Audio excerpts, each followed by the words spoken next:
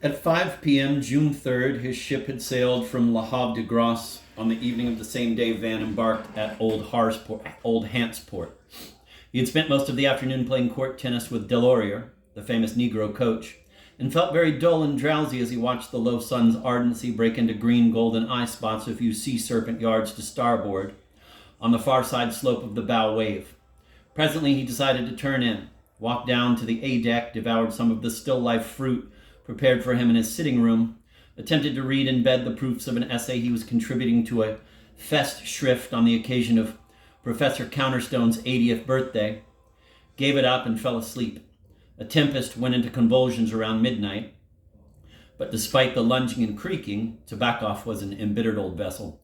Van managed to sleep soundly, the only reaction on the part of his dormant mind being the dream image of an aquatic peacock, slowly sinking before somersaulting like a diving grebe, near the shore of the lake bearing his name in the ancient kingdom of Arrowroot.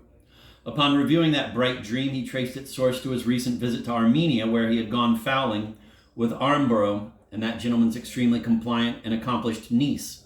He wanted to make a note of it and was amused to find that all three pencils had not only left his bed table, but had neatly aligned themselves head to tail along the bottom of the outer door of the adjacent room, having covered quite a stretch of blue carpeting in the course of their stopped escape.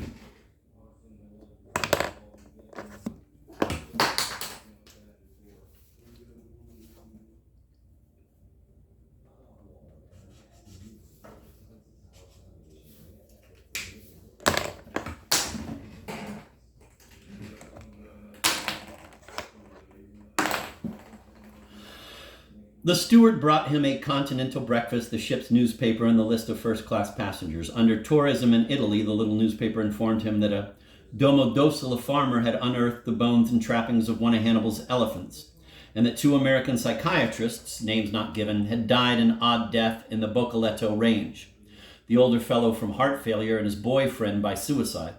After pondering the Admiral's morbid interest in Italian mountains, Van clipped the item and picked up the passenger list, pleasingly surmounted by the same crest that adorned Cordula's notepaper, in order to see if there was anybody to be avoided during the next days. The list yielded the Robinson couple, Robert and Rachel, old bores of the family. Bob had retired after directing for many years one of Uncle Dan's offices.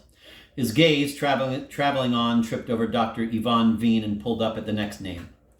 What constricted his heart? Why did he pass his tongue over his thick lips? Empty formulas befitting the solemn novelists of former days who thought they could explain everything.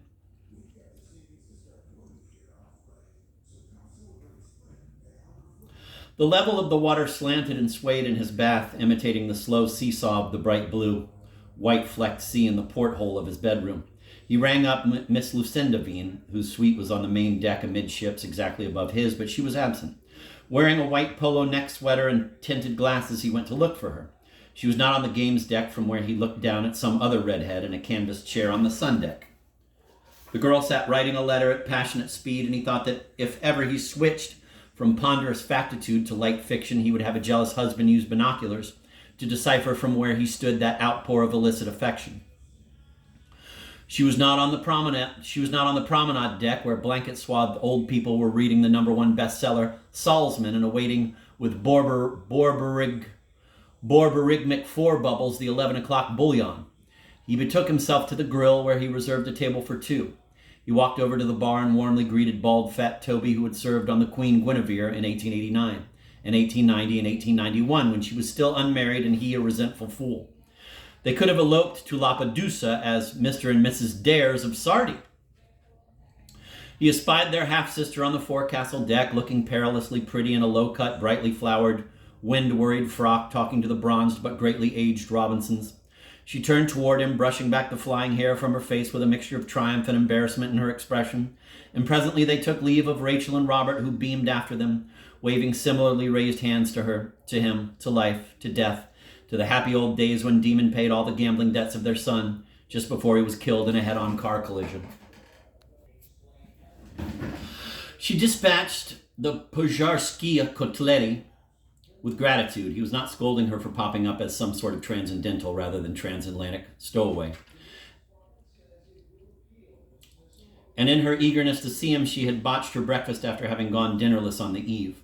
She who enjoyed the hollows and hills of the sea, when taking part in nautical sports, or the ups and oops when flying, had been ignominiously sick aboard this, her first liner. But the Robinsons had given her a marvelous medicine. She had slept 10 hours in Van's arm all the time, and now hoped that both he and she were tolerably awake except for the fuzzy edge left by the drug.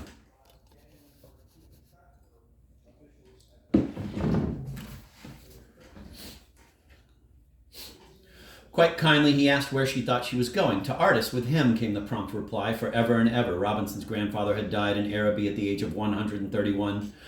So Van had still a whole century before him. She would build for him in the park several pavilions to house his successive harems. They would gradually turn one after the other into homes for aged ladies, and then into mausoleums. There hung, she said, a steeplechase picture of, quote, pale fire with Tom Cox up, end of quote, above dear Cordula's and Tabac's bed, and the sweet, quote, wangled in 1 minute flat, end of quote, from them. And she wondered how it affected the Tobac's love life during sea voyages. Van interrupted Lucette's nervous patter by asking her if her bath taps bore the same inscriptions as his. Hot domestic, cold salt. Yes, she cried. Old salt, old salesman, ardent chambermaid, comatose captain. They met again in the afternoon. To most of the Tobakoff's first-class passengers, the afternoon of June 4th, 1901, in the Atlantic on the meridian of Iceland in the latitude of Artis seemed little conducive to open-air frolics. The fervor of its cobalt sky kept being cut by glacial gusts, and the wash of an old-fashioned swimming pool rhythmically flushed the green tiles. But Lucette was a hardy girl, used to bracing winds no less than to the detestable sun. Spring in Fialta and a torrid May on Minotaur. The famous artificial island had given a nectarine hue to her limbs, which looked lacquered with it when wet, but re-evolved their natural bloom as the breeze dried her skin. With glowing cheekbones and that glint of copper showing from under her tight rubber cap on nape and forehead, she evoked the helmeted angel of the Yukonsk icon, whose magic effect was said to change anemic blonde maidens into Konski Deti, freckled red-haired lads, children of the Sun Horse. She returned after a brief swim to the sun terrace where Van lay and said, "You can't imagine." "I can imagine anything," he insisted. "You can imagine, okay, what oceans of lotions and streams of creams I am compelled to use in the privacy of my balconies or in desolate sea caves before I can exhibit myself to the elements. I always teeter on the tender border between sunburn and suntan, or between lobster and obst, as writes Herb, my beloved painter. I'm reading his diary published by his last Duchess. It's in 3 mixed languages and lovely. I'll lend it to you. You see, darling, I'd consider myself a pied cheat if the small parts I conceal in public were not of the same color as those on show." "You looked to me kind of sandy all over when you were inspected in 1892, said Van. "I'm a brand new girl now," she whispered. "A happy new girl, alone with you on an abandoned ship, in 10 days at least till my next flow. I sent you a silly note to Kingston just in case you didn't turn up." They were now reclining on a poolside mat face to face in symmetrical attitudes, he leaning his head on his right hand, she propped on her left elbow. The strap of her green breast cups had slipped down her slender arm, disclosing drops and streaks of water at the base of one nipple. An abyss of a few inches separated the jersey he wore from her bare midriff, the black wool of his trunks from her soaked green pubic mask. The sun glazed her hip bone. A shadowed dip led to the 5-year-old trace of an appendectomy. Her half-veiled gaze dwelt upon him with heavy, opaque greed, and she was right. They were really quite alone. He had possessed Marion Armborough behind her uncle's back in much more complex circumstances, what with the motorboat jumping like a flying fish and his host keeping a shotgun near the steering wheel. Joylessly, he felt the stout snake of desire weightily unwind. Grimly, he regretted not having exhausted the fiend in Villa Venus. He accepted the touch of her blind hand working its way up his thigh and cursed nature for having planted a gnarled tree bursting with vile sap within a man's crotch. Suddenly Lucette drew away, exhaling a genteel "Merd." Eden was full of people. 2 half-naked children in shrill glee came running toward the pool. A Negro nurse brandished their diminutive bras in angry pursuit. Out of the water a bald head emerged by spontaneous generation and snorted. The swimming coach appeared from the dressing room. Simultaneously, a tall, splendid creature with trim ankles and repulsively fleshy thighs stalked past the beans, all but treading on Lucette's emerald-studded cigarette case. Except for a golden ribbon and a bleached mane, her long, ripply beige back was bare all the way down to the tops of her slowly and lusciously rolling buttocks, which divulged in alternate motion their nether bulges from under the lame lame loincloth. Just before disappearing behind a rounded white corner, the Titian-esque Titaness half turned her brown face and greeted Van with a loud, Hello? Lucette wanted to know. Ktosia Pava. Who's that stately dame? I thought she addressed you, answered Van. I did not distinguish her face and do not remember that bottom. She gave you a big jungle smile, said Lucette, readjusting her green helmet with touchingly graceful movements of her raised wings and touchingly flashing the russet feathering of her armpits. Come with me, she suggested, rising from the mat. He shook his head, looking up at her. You rise, he said, like Aurora. His first compliment, observed Lucette with a little cock of her head as if speaking to an invisible confidant. He put on his tinted glasses and watched her stand on the diving board, her ribs framing the hollow of her intake as she prepared to artist into the amber. He wondered, in a mental footnote that might come handy someday, if sunglasses or any other varieties of vision which certainly twist our concept of space do not also influence our style of speech. The two well-formed lassies, the nurse, the prurient merman, the natatorium master all looked on with Van. Second compliment ready, he said as she returned to his side. You're a divine diver. I go in with a messy plop. But you swim faster, she complained, slipping off her shoulder straps and turning into a prone position. Mejdu Prokim, by the way. Is it true that a sailor in Tabakov's day was not taught to swim so he wouldn't die a nervous wreck if the ship went down? A common sailor, perhaps, said Van. When Michman Tabakov himself got shipwrecked off Gavail, he swam around comfortably for hours, frightening away sharks with snatches of old songs and that sort of thing until a fishing boat rescued him. One of those miracles that require a minimum of cooperation from all concerned, I imagine.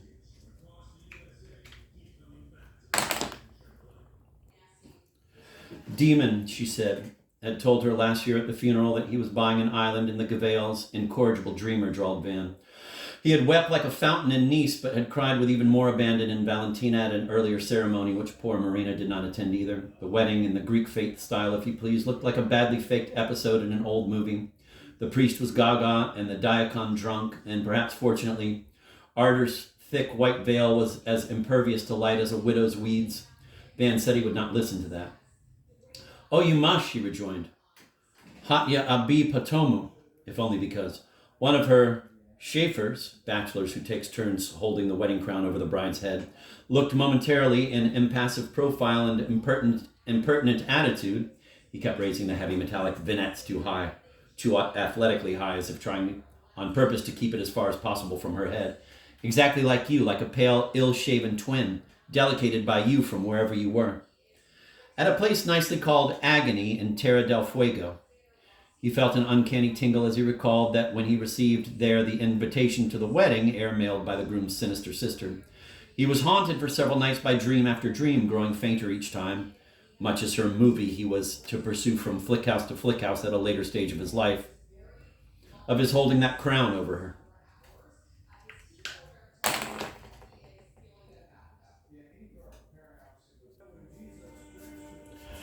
Your father, added Lucette, paid a man from Belladonna to take pictures, but of course, real fame begins only when one's name appears in that Cine magazine's crossword puzzle.